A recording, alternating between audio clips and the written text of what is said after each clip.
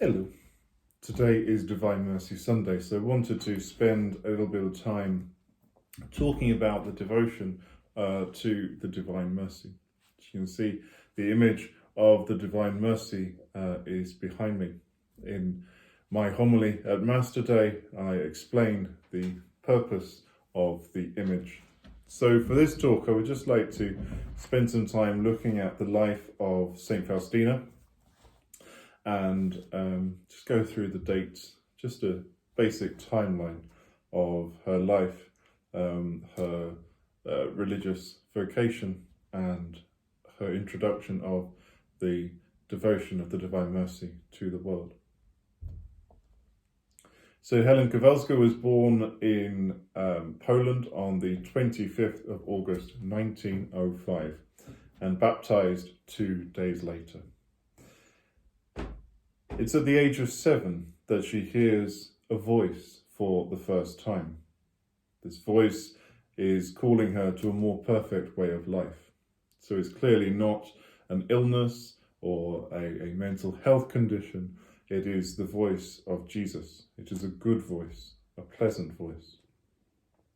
And in 1914, she receives her first Holy Communion, and 1921 receives the sacrament of confirmation.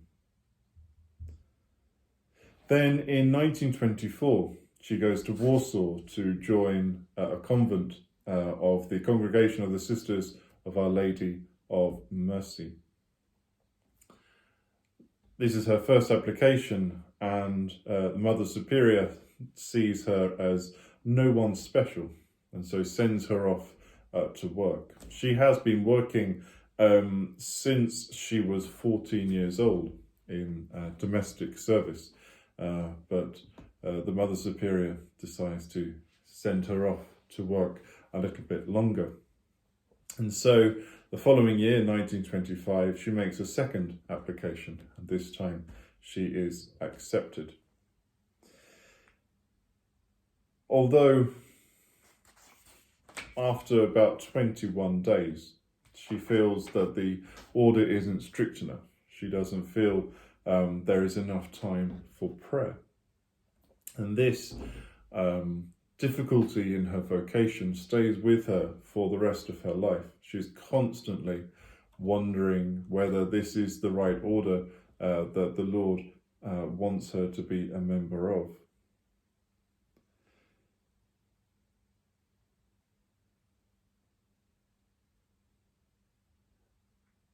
And so on the 30th of April 1926, she receives her habit and her religious name. So from now on, Helen Kowalska will be known as Sister Maria Faustina Kowalska. Then on the 3rd of April 1927, she begins her dark night of the soul, and this lasts for the whole of her novitiate.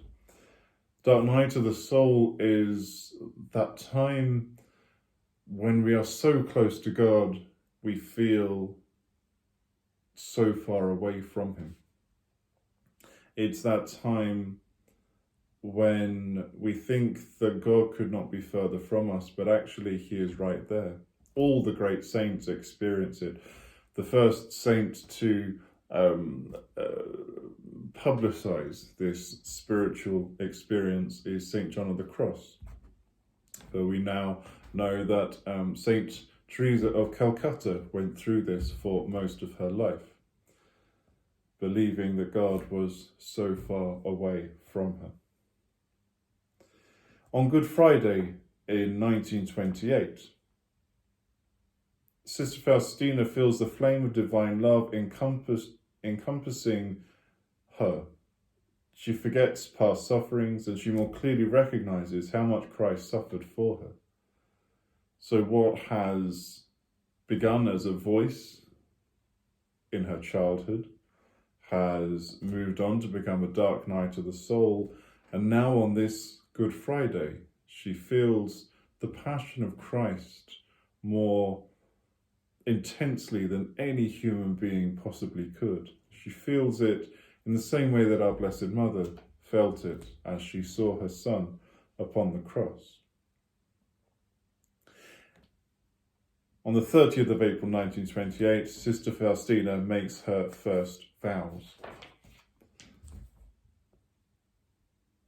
And then on the 22nd of February 1931, she sees the vision of Jesus for the first time. Jesus appearing to her in this way, looking intently at her with his right hand in blessing, his left hand opening a part of his garment at the heart, and rays of light, red and white, shining from his heart.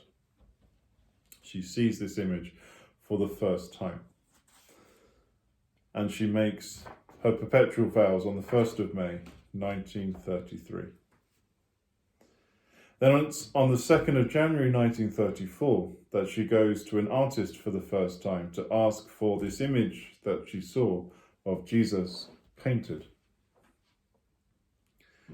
On the 29th of March, she offers herself for sinners, especially for those souls who have lost trust in the divine mercy. At the bottom of the image, we see the words, "Jesus, I trust in you." And this is the purpose of the divine mercy, is to pray for more trust in God's compassion, in his divine mercy, in the personification of divine mercy, in the person of Jesus Christ. In June 1934, the first image is painted, and it's not like the one you see behind me. In fact, this is the first image of the divine mercy. And Sister Faustina bursts into tears when she sees it, because it's not what she saw. It's not Jesus as she saw him. But then any painting of Jesus would not be as a person saw him. It's completely impossible. You can describe a man to someone and ask them to paint it, and that is what they will paint. But it would never be a true image of Jesus. Even in Lourdes, when Saint Bernadette is asked, and what did this woman look like? She says she's indescribable. And they say, is she beautiful? And she says, yes, she's the more beautiful and the most beautiful woman in the town. And the people say, this is impossible. You cannot be more beautiful than that. But of course, our Lord, our Lady are far more beautiful than any human mind can possibly imagine. And so she cries when she sees that image of him.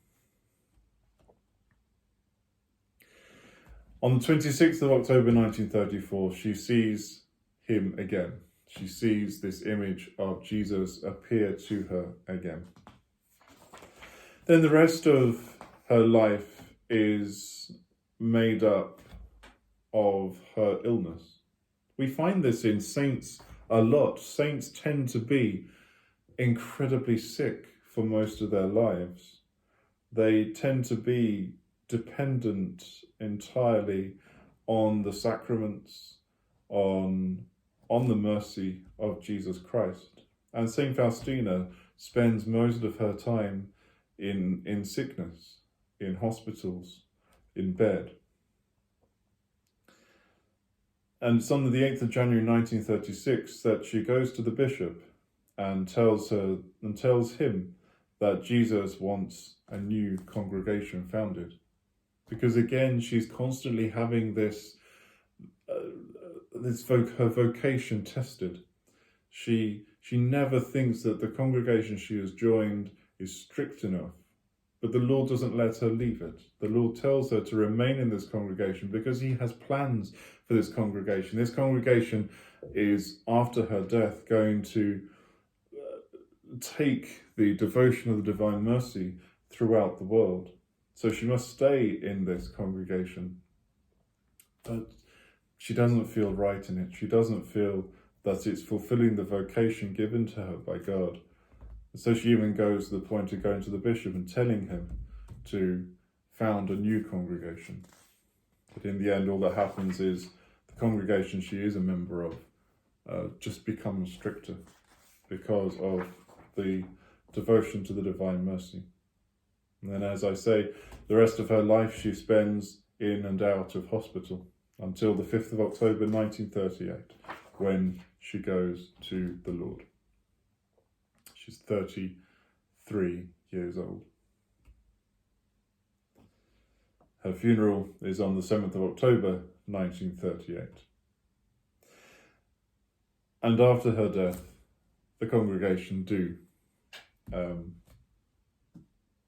take the devotion of the Divine Mercy, at least throughout Poland. Not quite the world, but throughout Poland. And St Faustina has been keeping a diary